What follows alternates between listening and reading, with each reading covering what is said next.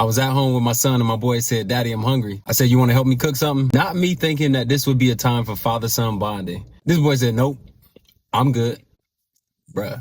This boy wanted a meal prepared for him, but not by him. The way that convicted me, because there's been so many times that God checked me because I'm getting secondhand messages, secondhand podcasts, secondhand inspiration and encouragement all the way up and down my timeline. And I get it, and it makes sense because it's much easier to consume than it is to cook. Matthew 4:4, these are red words. Jesus is saying, man cannot live by bread alone, but by every word that proceedeth out of the mouth of God. So here's my thing. How can we live by his word if we don't know his word? How can we confirm if a vision, if a dream, even if a prophetic word is from God if we don't know the voice of God? How can we discern false theology, false ideals, or even a false prophet if we don't know his word? And we got to be like the Berean Christians. They didn't just hear it and just take this secondhand as gospel. They went home and they studied it so that they knew God's voice for themselves. Woo! The way that God gathered me with this word right here. And this is how the conversation finished. My boy said, "Well, can we just go out and get something to eat?" I said, "Where you want to go?" He said, "Chick-fil-A."